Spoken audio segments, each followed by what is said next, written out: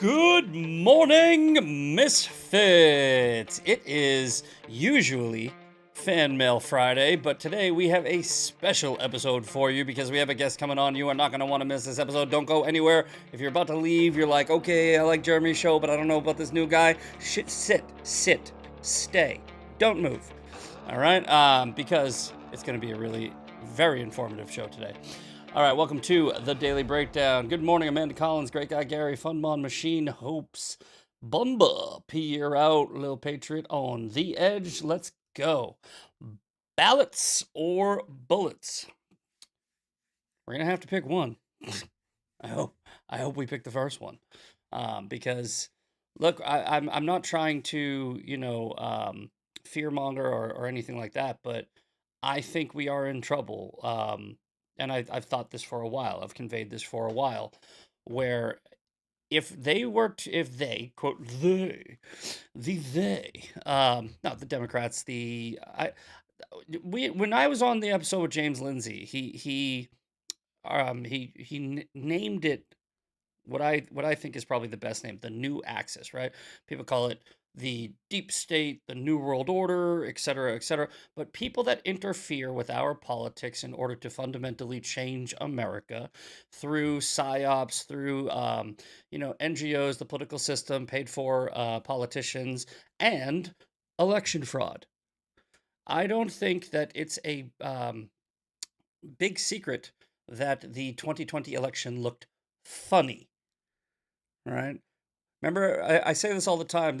What's your proof of election fraud? I saw the thing. That's what I always say. I saw the thing. You remember the chart? The chart went like this, and then I saw the thing where it just went whoop. It went straight up. Biden got a whole bunch of votes, just passing Trump, and then it leveled out. I saw the thing. That's my proof. I saw the thing. Don't tell me I'm a conspiracy theorist when I have working eyes. So, thumbnail here, me as Paul Revere, and instead of the British, I'm saying the commies are coming. So, I got a great episode also right here on the bottom right. Special guest, Chase Bose, political analyst. He's been on Sean Farish's show a couple of times, and I want to bring him on, and we are going to do a deep dive into midterm cheat sheet and sway. We're going to get his recommendations. We're going to get his input. He is a political analyst, and Sean speaks very highly of him, so I went and checked out his stuff, and I'm convinced guy knows what he's talking about. So let's get to a quick little, sort of intro about last night's national primetime address from Trump. I know Chase is watching.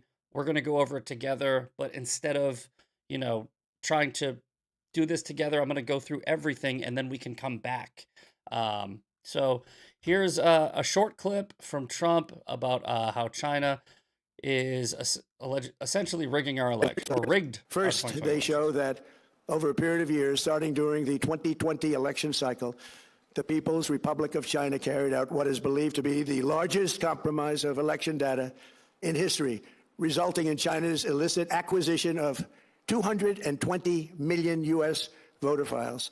That information includes names, addresses, phone numbers, political party preferences, and other sensitive data. Guys, there's only 350 million people in this country-ish, right? 220 million. That would be needed to register to vote and engage in other nefarious activities, which is exactly what was happening. This data loss presents an unprecedented election security nightmare. The intelligence even shows that China has signed a data exploitation unit specifically to this new project. First, they show that over a period. So you got that. That's a little intro. Fulton County ordered over 1 million extra absentee ballots without stubs or envelopes. Fulton County ordered this. For reference, a total of 528,000 ballots were cast for the 2020 election, and of those, only approximately 148,000 were absentee. They ordered 1 million. There's just so much that I don't want to dwell on it, but this is just the data dump that dropped last night. I just went on a streamer. One of the streamers was reading through the entire thing, and I just sat there, and he went for like over an hour and a half, just reading all of this, all of these, and every like, I want to say every 2 minutes or so, I like looked up, as I was just like on my phone doing stuff. I looked up and I went, "What?" It's a lot, guys. There's a lot that's in this data dump. I think it's something like 900 pages. Um, Short clip here. They identified approximately 278,000 non-citizens who are registered to vote in federal elections. That's a 250,000 plus. That's a lot. That's non-citizens registered. This is data. This is not opinion. This is not conspiracy theory. More than 250,000 non-citizens may be registered to vote in 4 key states. In key states, really. This is a very big one. This is probably one of the biggest ones. White House declassifies emails showing NSA members deliberately hid intel assessments from President Trump in 2020 that China was trying to influence the election in favor of Biden. Here's another one. Here's what appears to be a strategic intelligence analyst on China and North Korea's strategic assessments admitting that presidential daily briefings have been massaged to avoid links to the election. This is why, in Trump's first term, the people around him were not his friend. I think he's done a lot better this term. This, I believe, is also this is another NSA. We have deliberately massaged our one pending PBD to avoid any direct links to the election. Deliberately massaged our one pending president's daily briefing. People need to go to jail for this. Oh shit! I just deleted that one by accident. No worries. The 2020 NIC report. It lays out exactly how Iran, Russia, and China worked to interfere in our elections. Now, the left thinks that they have some type of win because Russia wanted Trump to win, right? Which that's not weird, right? Russia and China are essentially little partners, but in the sense that they buy weapons from each other, but they're not necessarily aligned. Russia didn't want Biden to win because Biden was going to help out Ukraine. Hunter Biden worked in Ukraine for a reason, right? So Putin and China, they're not together on the election thing, two separate things. Both tried to interfere. China did it way better. There's also Khamenei greenlit Iran's operation, pumping out nonstop social media attacks while Trump fanning the flames of riots, racial justice, protests, mail-in voting, panic, COVID. Guys, go and read this stuff for yourself. Little unrelated, but probably a little bit related. The State Department is imposing new visa restrictions to ban far-left terrorists from entering the country. Foreigners who finance, incite, aid, or abet, they are not welcome in the United States. This is messaging. This is signaling what the plan is. And for those of you that don't think there's going to be any good news, Neville Roy Singham, I believe this is also related. Neville Roy Singham, the wealthy husband and founder of the progressive nonprofit Code Pink, is under criminal investigation by a grand jury in the Southern District of New York. I don't know exactly what this is about, but I think that I don't think this is a coincidence. I don't believe in coincidences. What have I told you guys about Code Pink? You remember? Does anybody remember the episode I did about the NWO versus MAGA, right? Where I'm talking about how I believe Tucker might be infiltrated. I believe that China has its fingers in a lot of pies in this country. And Marjorie Taylor Greene.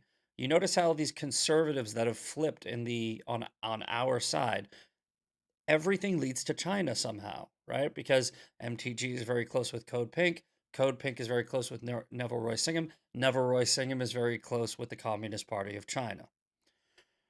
Also, Neville Roy Singham's niece serves on the New York City DSA's steering committee. There's too many. Look, I'm not some crazy person stringing yarn across a wall and like doing the freaking Candace Owens, Ian Carroll just asking questions stuff, right? These are not big leaps I'm taking. All right. So let's bring in Chase, okay? Because he heard all that, so I want to get his thoughts on that. But I don't want to spend the whole show on the election. I want to do that the second half of the show or more on midterm cheat sheet and on the Sway app. And I don't know if he's had time. I sent him those. I don't know if he's had too much time to review them, but hopefully he has. Anyway, let's bring him on. Chase Bowes, how are you, sir? Doing well, sir. Thank you for having me on. You are welcome. All right. So let's start with the election. Data dump, you could call it last night, the document dump. What are your thoughts on that? Well, it's definitely been a concern for some time that, there's been foreign influence in our elections. I know as a data analyst since, been doing this since 2020, I've for sure been, seeing this and been, concerned about it.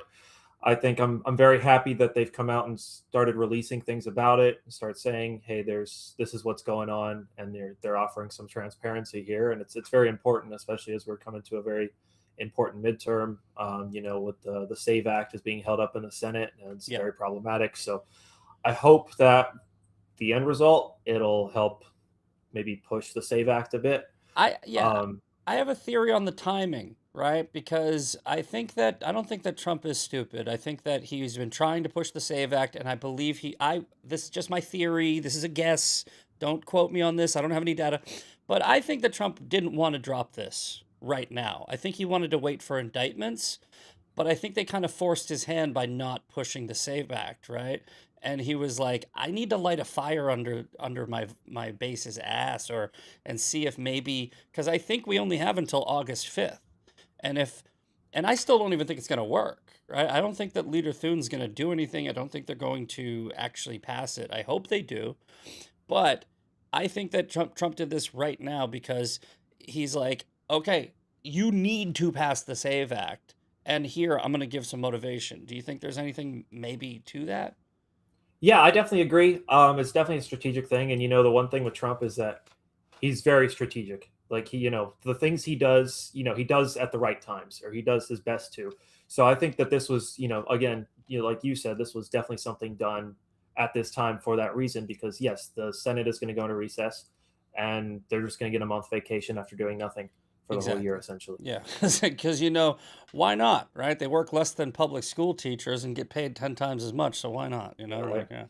Okay, so I got your X page up here. You are the founder and principal of Bowes Strategy and Analytics, political analyst, campaign consultant focused on improving the GOP campaign. What is Bowes Strategy and Analytics? What do you do? Explain to the audience a little bit about yourself and how you got into this and your qualifications. Give them your resume. Yeah, absolutely. So I started doing political data. I got into politics at 14. That was 2020. It was like my hobby when I got bored in COVID. So I picked it up. Hold on. Wait. How old are you? I'm 20 now. Oh, wow, dude. You are very smart for 20 years old, man. All right. Good for you, man. All right, continue. Yeah. So by 2022, the midterms started coming around. I started getting into the electoral side of it. Of course, I played with, 270 to win in 2020 just to try and figure out. And even then, I was like, I knew next to nothing. And I'm still there like all night watching the election. Like, okay, if Ohio goes our way, here's the path. If Pennsylvania, here's the path, etc. And trying to figure that out. But 2022 comes around, everybody's predicting that red wave. And one thing about me, as Republican as I am, I'm a data realist. I look at the numbers and what the numbers show, directly. I don't like to sugarcoat things. I don't like to add political bias. So I saw what actually ended up happening, the 222, 213. I saw that pretty early on in the House. The Senate didn't do as well on, but that's okay. Come 2024, I'm in school for mechanical engineering, my freshman year of college, and not liking it very much. and I go to forecast all the presidential election, everything for 2024. I forecasted the presidential election entirely accurately, every state. I missed 8 House seats, 1 Senate seat, Wow. and I got all 11 governorships. And by then, I'm just like, okay, I have to do this as a career. No, I mean So you're definitely good at it. Well, let me ask you a question. When you're factoring in the data and analytics, are you factoring in election fraud? Are you factoring in variables that are unknown, that are theoretical? it's something I'm currently working on implementing. I've been building up a political model for the House for some time now, a couple, probably about a year. Well, So let it's me let like, me let me word that a little better. Are you factoring in, let's say, the data we do have about non-citizens and what have you, like where you can sort of factor it in as these are voters, but they're not supposed. I don't know if I'm wording that right because when I say election fraud, that's pretty broad scope. But what would be like what would be the odd variables that you factor in when you are trying to predict outcomes? yeah, it's going to come down to, in some places, maybe registration numbers, maybe partisan lean in areas that where the partisan lean doesn't necessarily make sense. There we go. Again, it's just, I'm kind of adding those variables and trying to make sure they fit into the model before I release that version of the model. So Hmm. it's like, as we learn more and as I figure out more, get more numbers, then that gets implemented, it gets updated. I'm on like version like 50 of this model Okay. or something crazy. So it's like, it keeps updating to make it more accurate. Okay, here's a question that everyone probably wants to know right off the rip. As of this moment on Friday, July 17th, what's your prediction for the House and Senate? Right now, I have the House at 218, sorry, 219 to 216, with Democrats flipping it, which is much more narrow than I just released on X. A couple of fundamentals have tightened, so the model with it tightens. Um, the Senate will be, I believe, a 52-48 Republican hold. However, I'm watching a couple primaries, the New Hampshire. Oh, sorry, not New Hampshire. I am watching New Hampshire, but I'm watching Maine, what happens there. I'm watching Michigan, and whoever wins that primary, I think Rogers will have a different, race depending on if it's Haley Stevens or Abdullah Saeed. Hmm. So, there's definitely flexibility here. We're still a couple months out, and I do expect Yeah. things to change. We're definitely not in a 2018 midterm. I'll tell you that. No, no, I agree. And people sometimes people don't want to hear that, right? But I love hearing that, right? Oh, so somebody who predicted very accurately elections in the past using your model, is saying that we're 3 seats behind to the Democrats.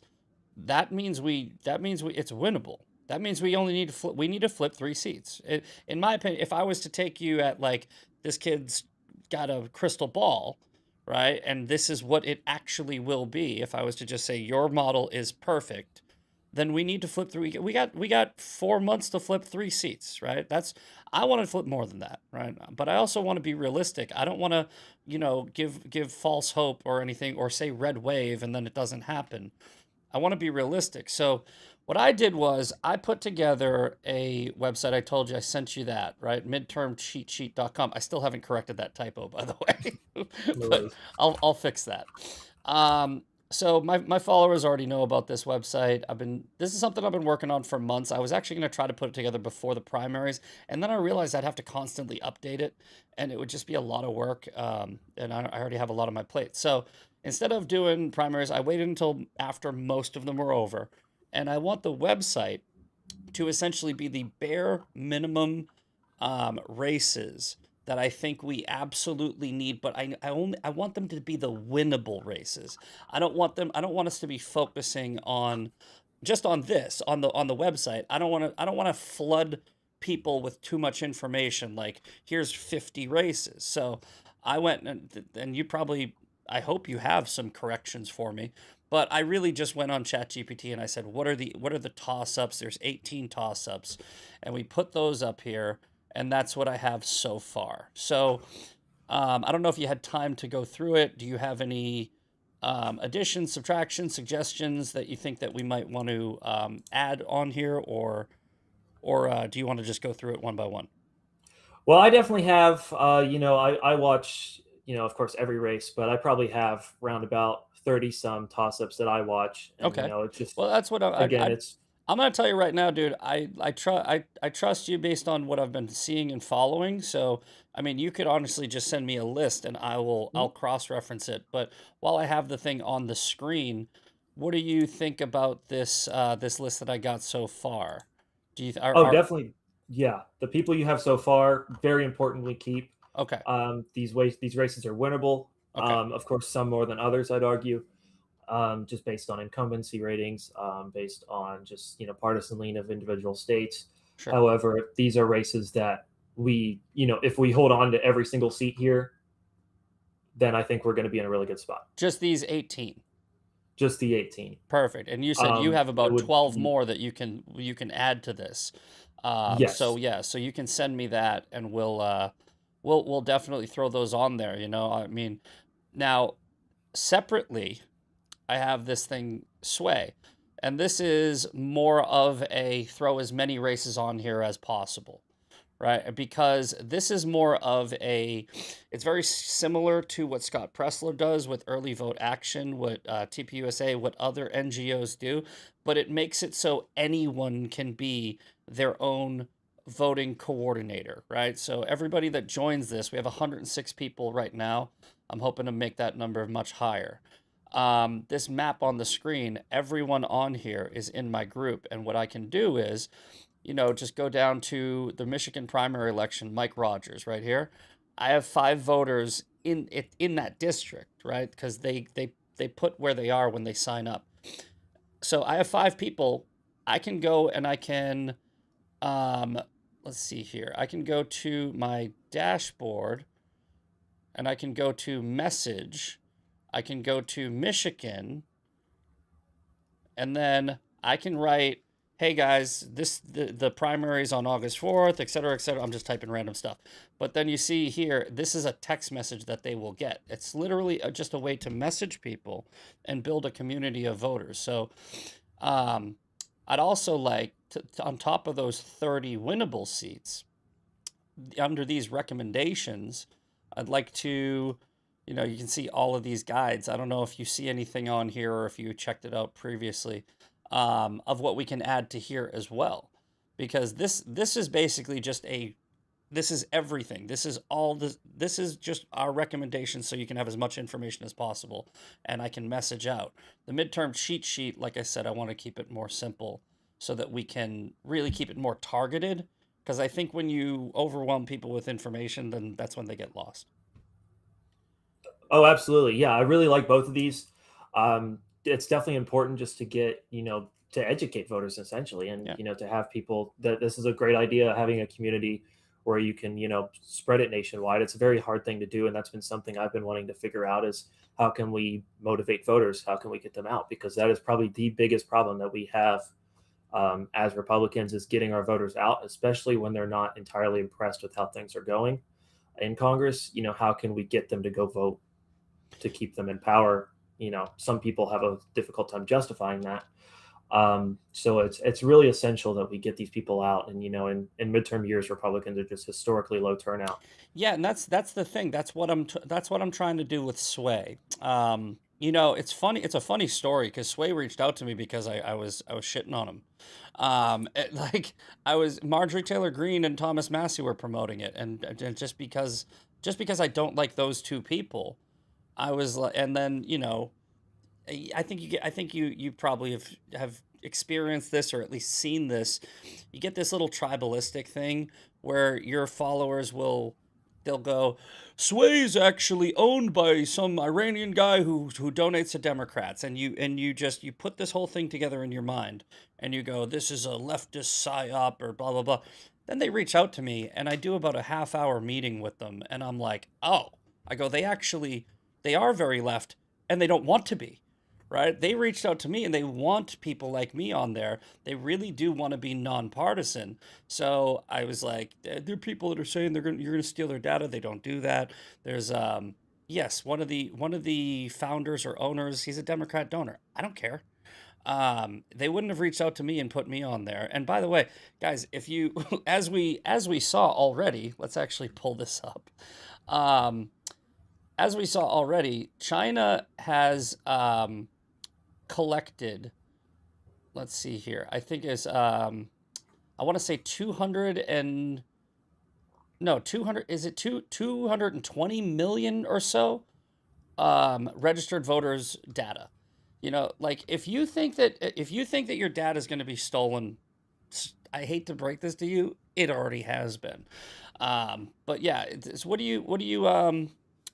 would you say the path to victory is? You know, setting aside the election fraud and what have you, what would you say the best path to victory is for us based on your analysis? Like, what would you say, guys? Here's the roadmap I would give you, right? Like, what are these races? What should we do? Yeah, so I mean, there's we're gonna definitely gain some with the redistricting war. I think we did overall win that, though we Yeah, didn't win as much as people are saying. You know, we people are could have saying done. we Yeah, netted like 12 seats. yeah. Realistically, probably netted 4 to 6. It could go a little higher. It just depends on some certain toss-ups. Like honestly, Ohio's redrawn map was not drawn very well.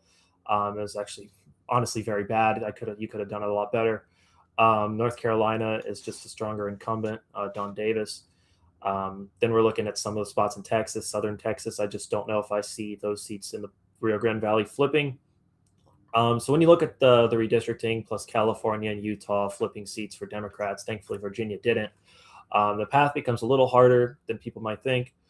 But really, what it means is we got to hold ground in Pennsylvania, which will be difficult, to be honest, with Josh Shapiro back on the ticket. Has a Yeah. very high approval rating. Thank God. I think Thank we're God gonna. he's Jewish, right? Because the Democrats they're on this well, not new, but they're on this anti-Jew, anti-Israel, anti-Zionist thing, and I know that there is a difference between a Jew and a Zionist, but that's not how people see it. Mhm. So Josh Shapiro, I think I would have been terrified if they if they put him against Trump in 2024. I would have been terrified. I Well, I think was really thinking he would have been Harris's VP pick, and I mean he wasn't for the reason that he was Jewish was he's a the Jew, yeah. primary reason. That's a no, and then, So she and then picked Tim yeah, Walz. yeah, yeah. So she picked the guy. She picked the guy who's got a lot of connections to China. Just saying, Yep, just the saying. knucklehead. A lot of connections to China. You know, I replied to somebody. You know what? Actually, let me go pull this up, right? Because it's funny to see cognitive dissonance over and over and over again, right? And it's like I don't understand it. I don't understand. Like I don't want to go and become a just ask questions person, right? Like, but I also don't want to dismiss everything. Um, where I just go, I don't consider it. Yeah, so I don't know if you saw this, right? This is Tucker Carlson with it's Zhang Jiqing, right? This is Tucker Carlson talking to a communist. He calls himself a professor. He's not a professor, he's a teacher. A Communist Party professor. This guy was arrested in 2002 in China as a spy for Canada. They send him back to Canada. They bring him back a year later and they hire him as a teacher. He was a journalist, right? It's a very strange story. So he spent the past 20 or so years just promoting, essentially CCP propaganda. And then he goes on Tucker Carlson's show. And this is a really short clip, 18 seconds, but I want you to listen to what he says. In creating a new economic order that benefits everyone and not just a few. I think that's the wisest possible advice and probably the only path that preserves civilization. But the one country standing in the way of that is Israel. So that's on a much longer clip. He's talking about a global digital currency, promoting a new economic order, which is essentially a new world order, and giving power, sharing power between America and China. And Tucker Carlson goes, "Yeah, great, sounds great, right?" And he's like, "You know who's standing in the way? Israel." It's like, well, dude, I think you just made the case for Israel there. But yeah, I wanted to. I said something like it looked. Yeah, here we go. Turns out the Obama probably wasn't the one calling the shots during the Biden presidency. Xi Jinping was, right. And this is the reply that I wanted to show you, right. I was being kind of a smartass, right. But Why would China? I don't want to go down the conspiracy theory rabbit hole, but why would China rig the 2020 election? Right? You have the Biden tariff exclusions. You have pulling back on decoupling. You have the USTR's 2021 trade reset and other policies that benefited China. They flew a spy balloon over the entire country, and nobody shot it down. And if you put two and two together, Hunter Biden had Chinese business partners.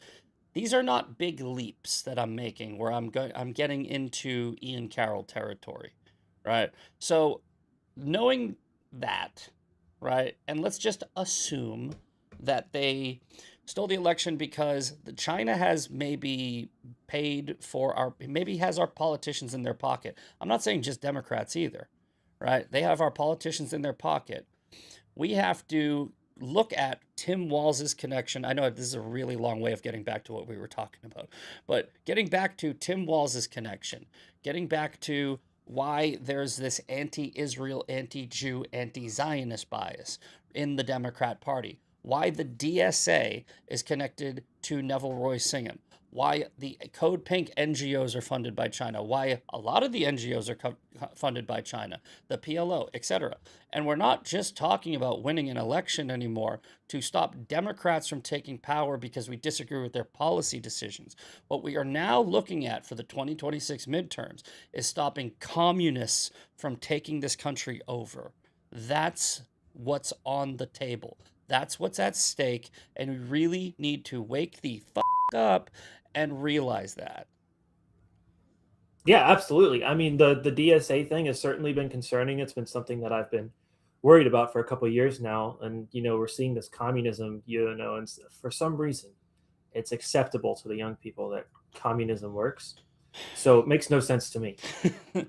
Makes absolutely no sense to me. They do it every time, and I think that you'll probably agree with this, right? And how they do it, right? It's institutions, right? Here's the thing. What's the new institution? Social media. Who is teaching your children? It used to be school teachers. It used to be college professors. Now it's influencers, right? So TikTok University is a free college, man. TikTok University is a free college. That app needs to be banned. I know we took it over. Doesn't matter. 20% still owned by China. Get rid of it. Get rid of it now. I understand people are going to get mad at you because their TikTok shops are going to come down. Suck it up. Wait till after the midterms so we don't lose. But yeah, get rid of it because it's too big of a risk. Absolutely no. Anything like that, I used to say if I ever wanted my data sold, I'm a capitalist. I want an American company to profit off of it. I may not like Meta or anything. Whatever app you're on, your data's sold. Yeah. Yeah, that's what I said earlier. I don't want it touched by the Chinese. Well, that's what I mean. It's like guys, I don't think that you realize that you're not that important, right? They're not taking your data so that they can, get dirt on you. They're taking your data so they can rig elections. They only want your name and your social security number and this so that they can so there was in the data dump drop yesterday, there was one of the parts, and I'm trying to go off of memory. I don't have the thing pulled up, but China was essentially taking the data.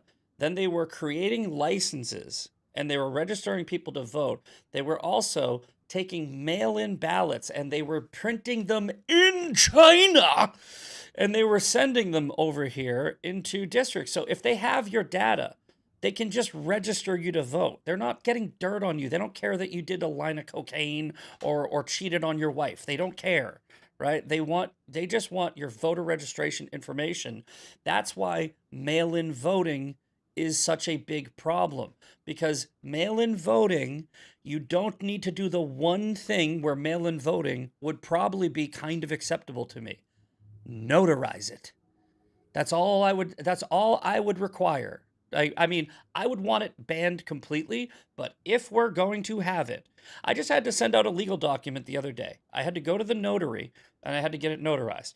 Lawyers hit me back and they go, there was a typo. Can you do it again? I had to drive my car. I had to go back. I had to do it again. It cost me about $12 each time, but I had to go do that. What did I do? I handed my ID to the notary. They wrote it down on a little thing. They stamped the little thing and then they gave it back to me. That's all that you need to do. if we had that system, then China wouldn't have been able to do what they did, right? That's all. I mean, and Exactly. And that's what it is, and in-person voting, that's what makes so much sense. The process, and I'm in Tennessee, by the way. If you're in Tennessee, early voting started today. Go vote. But I have to walk in. I have to show my ID. They have to look at me. I have to sign papers. And then they take me to an election official who has a specific ID that they put into the machine to say, okay, this person can vote. yeah. It just that just makes sense to me. Yeah, and I mean, even in Texas, I don't know how the hell this is in Texas, but I live here in San Antonio, and I looked it up, and it's actually true. You can vote in Texas with a freaking utility bill, right? You have to sign a piece of paper under threat, under penalty of perjury, et cetera, et cetera. But you don't even need an ID in Texas, essentially, right? It's a little bit more, it's a little bit harder here, but it's not like California where it's a lot more lax. They do take certain measures to make sure you know who you are. But look, I don't understand why at some point you don't need to prove who you are to somebody before your vote is counted, because that's just common sense. So what China was doing with this election fraud, let's say, strategy was they were taking advantage of, and probably, and this is a little bit conspiratorial, but it's kind of likely, when they buy a politician, when they have dirt on a politician, when the politician promotes policy that has these no voter ID, etc., which is an 80-20 issue overall, a 90-10 issue on the right. When they do that, so let's say hypothetically, China has dirt on Gavin Newsom. I'm not saying that's true. I'm just saying this is a hypothetical scenario. They have dirt on Gavin Newsom. Gavin Newsom talks to his Chinese handler. They go, you got to get rid of voter ID. He gets rid of voter ID. Then in China, they print out all the ballots. They send them into California. They steal the election in California. This is state elections. This isn't just federal elections. They can do this throughout the entire country. So voter ID is that's why the Save America Act is so freaking crucial. And I have a suspicion that it's still going to get passed, even if it doesn't get passed before the midterms. I think they might be able to stall it a little bit, and maybe it happens by the end of the year, just right after. Maybe they do it like August 6th or something. That way, it doesn't apply to the midterm, so they can try to steal one more. And then for our next elections, they might be a little bit more secure. I'd take that, but I really do want it passed within the next 2 weeks or so, and I don't know if it's going to happen. Absolutely, yeah. I mean, it's such a crucial piece of legislation, and it's going to help us, with the IDs. It's just going to help us know who people are, because you're right. In California, anybody can vote, and look how long it takes for them to count. No, Ballots. They're still counting. They're still counting the Spencer Pratt election. It took over a month to call the final House race. Granted, it was close, but I guarantee you it was probably close because, and they probably cheated. I mean, like California's 13th, that was decided by 0.089 of a percentage point. Yeah. Well, here's another little post, or I just did it, so it should be pretty quick. Yes, here you go. I wish you people would stop eating up Trump's crap when he talks about the 2020 election. You guys do know he won in 2024, right? Does somehow talking about 2020 periodically alter the space-time continuum and make him president? No. Then stop simping for his BS and demand the government do something to make sure it can never happen again.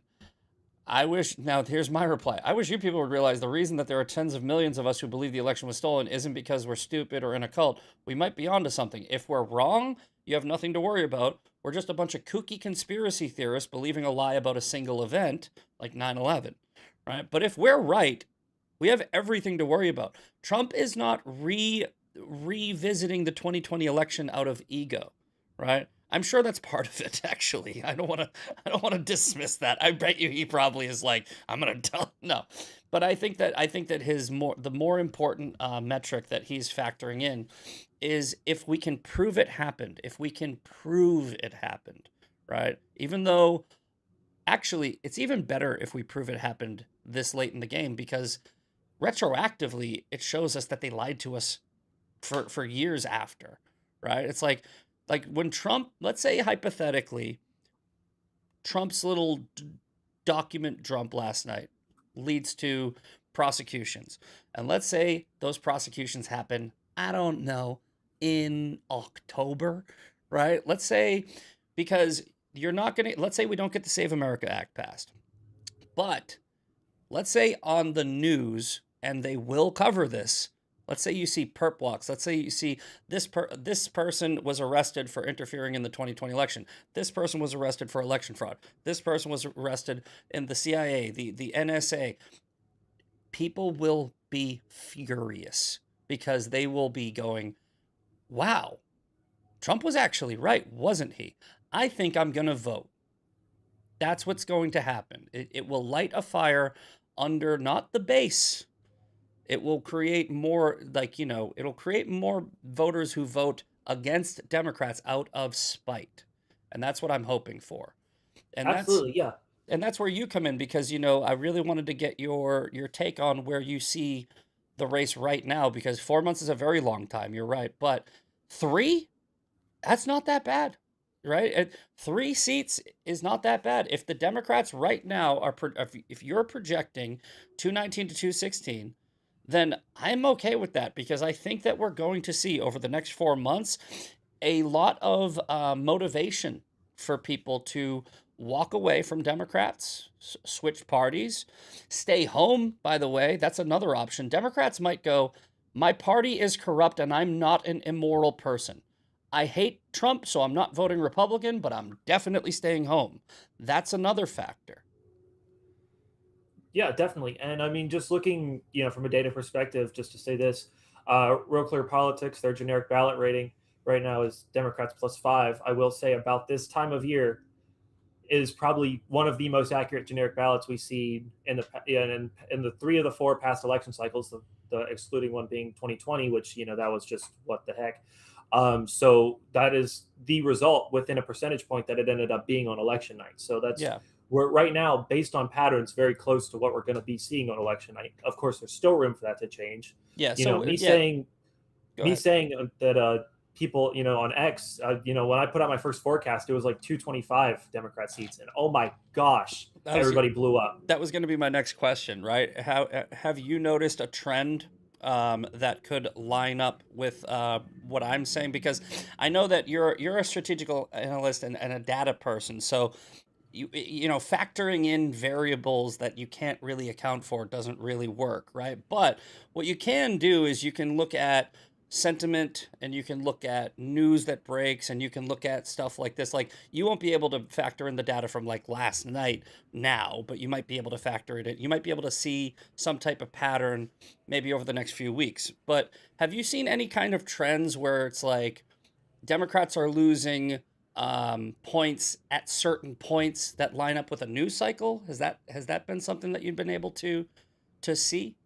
A little bit, we've seen some, maybe like the Iran war, the gas prices. The Iran war, yes. And I think if the Republicans continue to focus on economy, we continue to bring the gas prices down, I think that'll level out a bit more. Of course, watching the DSA candidates, I think I've seen some, pitfalls with that.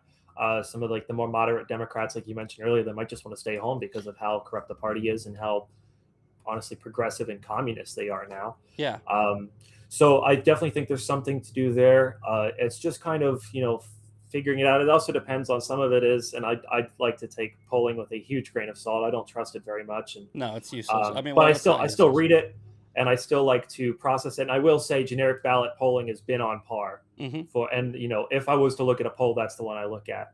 Yeah. Just to get an idea for that current moment, the state of the country. But that's why I keep my models, like, it could change in a moment, Sure. It could change anytime, because that's the political environment we're in. It's not it's not static.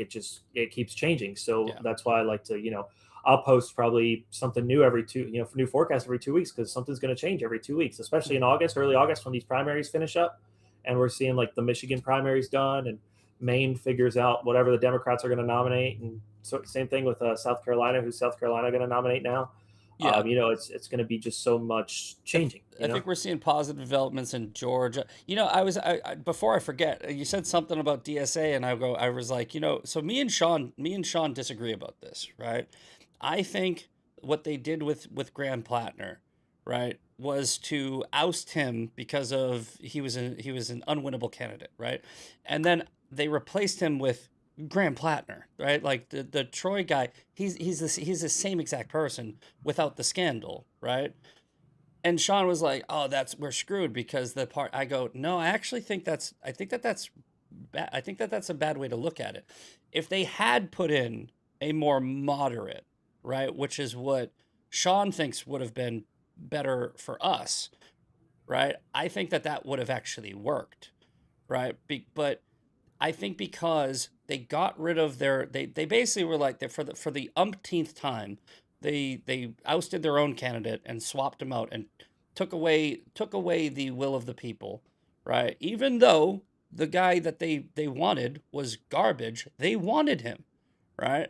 So people are feeling the radical wing is feeling disenfranchised, and now that they post this DSA backed new candidate, I think it's going to backfire hard because I don't think that the DSA side is as big as people think it is.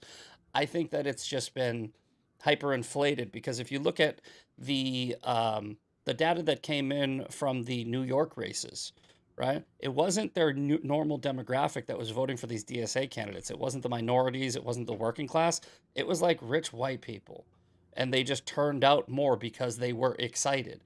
And if you take away their excitement by going, all right, well, if you guys put up a candidate you like, we're gonna get rid of them. I think that they might rebel and stay home.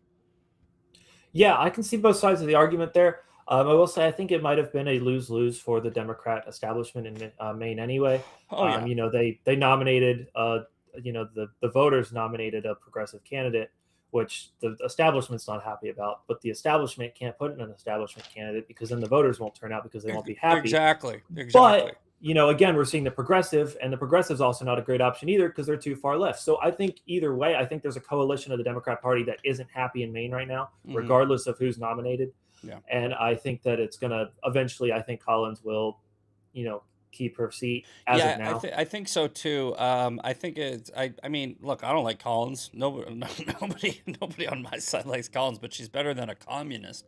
Do you see anything in the data that shows you like what is this progressive demographic? What is the progressive either demographic or push? Why is the left getting more left voter wise based on the data? Anything that you can extrapolate from that? I think for now, what we're seeing people that are honestly, for the lack of a better term, entitled. Yes.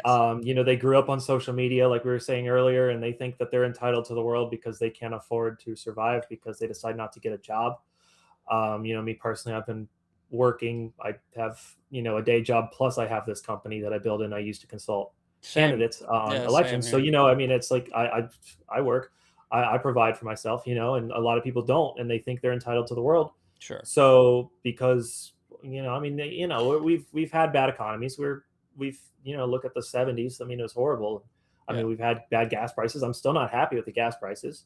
Yeah, I don't think anybody they're is. still much higher. I'm more specifically saying So- like because you're a data guy, right? Are you Yeah. seeing age groups? Are you seeing race groups? Are you seeing anything in there where it's like the because I think that the Democrats had this lock on the minority vote, right? Which when you put it all together, it's a pretty big voting block, right? But we are predominantly, you know, like they really they had the working class and they had the old, you know, white liberal, right? But then their voting block of minorities has actually gone down significantly. So what's replacing that is what I'm saying. Do you think it's Gen Yeah. Z? Yeah, exactly. That's what I'm getting to is, you know, people that don't understand the historical growth and strength, you know, development of the economy is like, you know, the younger people. And it's something I've been pushing. You know, I got started in all this actually because I did my high school senior presentation. My capstone presentation was on youth voter engagement, how it's declining. We actually had in Tennessee the lowest youth voter turnout in the nation. So really, I think it's the youth vote. I think it's people that are just, you know, like I said, it's a sense of entitlement. It's people that are glued to social media, which is very unfortunate because I've been pushing getting getting Gen Z out for Republicans. That's something I work very hard on. So it's something that, you know, I'm just continuing to grow. Yeah.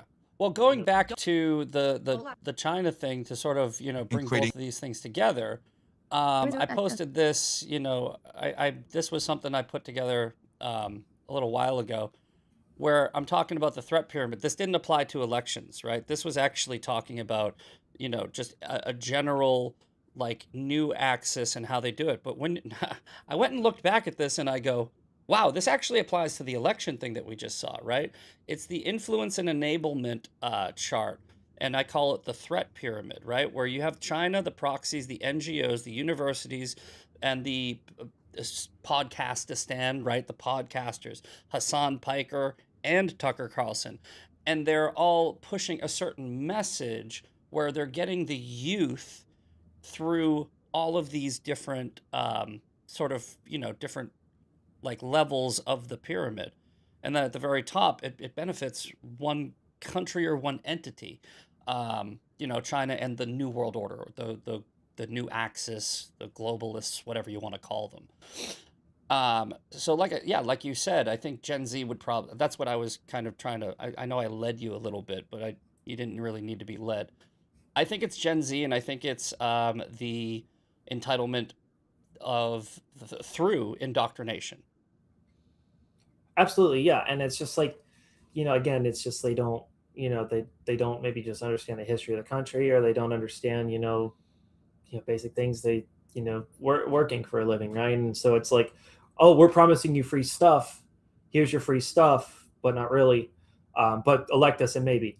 So it's like, Mondami in New York City, and this whole movement is just ridiculous because it's just people think that, they can just have things, right? We're just giving things out. We're socialism or communism. And it's just like, when has communism ever worked? Please, if you are voting for these DSA candidates, please go take a history course. Any kindergarten. You know what I'd like to get your thoughts on too, because look, so I said when Mamdani was running against what was it, Cuomo? Cuomo and Siwa. When Mamdani was running against Cuomo, I said, hey, you know what? Maybe it's a good thing if Mamdani wins, right? And people are like, what are you talking about? And I go, trust me, maybe it's a good thing, because here's the thing: socialism works at the beginning, but it fails 100% of the time, right? And I think that the Democrats need to hit bottom. I really do. I think they need. I don't think they will learn this lesson through some type of like move back to the middle, right? I don't think that they're. I think that they're too far gone. I think that they're kind of like a drug addict, a junkie, who needs to literally hit bottom so they can take a good look at themselves and go, "Wow, I am a mess." And I think that Cuomo wouldn't have done that, right? I think that, but I don't want too many of them. I'm not saying I know that I'm not rooting for this to happen necessarily, but I'm saying if it's going to happen, I'd rather it happen, with a fast just crash and downfall rather than a slow death over time, where they just continuously get a little bit more progressive and a little bit more progressive and a little bit more progressive. They took a huge jump from 2020 to 2024, a huge jump. And then from 2024 to 2026, it like doubled, right? Now we have DSA candidates in New York, DSA candidates all over the country, right? And they're only really winning in their deep blue districts. So they're actually really only hurting their own party. They're not winning in purple districts. They're not going to.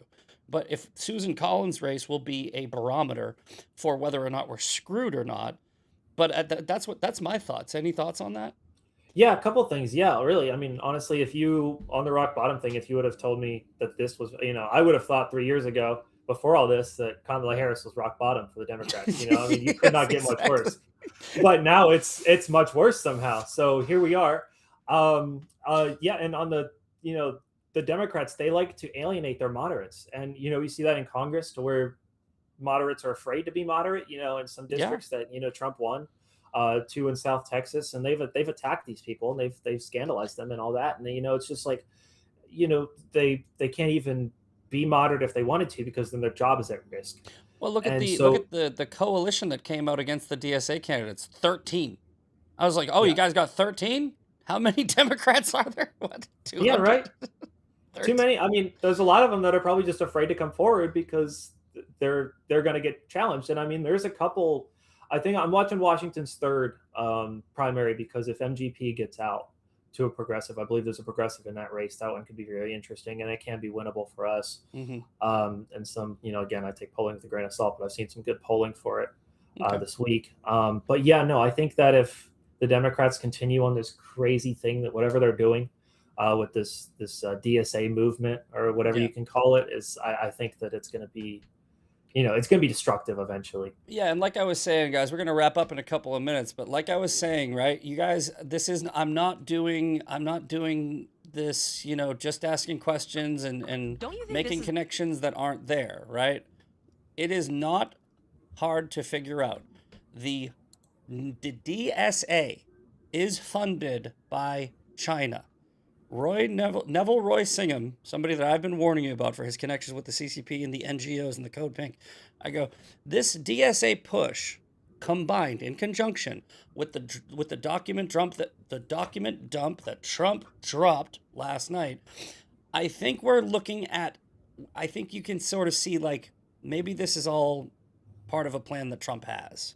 And so not all is lost just because we're seeing these progressives pop up. I think that instead of playing whack-a-mole, I think Trump's just going to blow up the whole machine, right? And I hope I'm right. I think I'm right. I hope I'm right, and we'll see. Because we got 4 months, but we got 4 months to get our together. And while I got Chase here, just do a quick recap of what we're going to be doing. Chase and I will be communicating behind the scenes. He's going to send me the races that we might need to add. But we're going to be adding as much as we can to Sway over time. But the midterm cheat sheet, we are going to be adding, I think, Chase, you said about 30?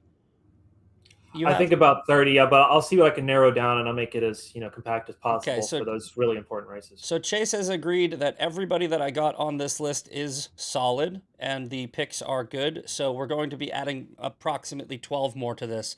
And that's going to be the midterm cheat sheet, essentially the final list until maybe I'll hear from Chase or some other people, hey, remove this guy and put this guy in, vice versa. But the midterm cheat sheet will be pretty much completed soon. And then it really is just about messaging. That's why you got to join Sway, so we can get the message out. Chase, go ahead and tell everybody where they can find you. Actually, I'll put this back on the screen so they know where they can find you. And say goodbye to everybody, because Thank we you got to give again the for show back having to me. Sean. Thank you again for having me. I'm at Poll Predictions on X, Political Predictions on Instagram, also Bose Strategy and Analytics on Instagram, Facebook. Feel free to shoot me a message, chase.bose@bosestrategyanalytics.com. That's my email. I work campaigns. I do a lot of election analysis. Been in the game for my lifetime a little while. So looking forward to doing more with it. Thank you again for having me on. And I appreciate the time I've had here. Awesome, Chase. Thank you so much, man. We'll talk soon, and we'll keep in touch about those races. Have a good one, brother. Absolutely. All You as right. well. Thank you. All right, boys and girls. We'll see you later. Here's Sean with Ungoverned.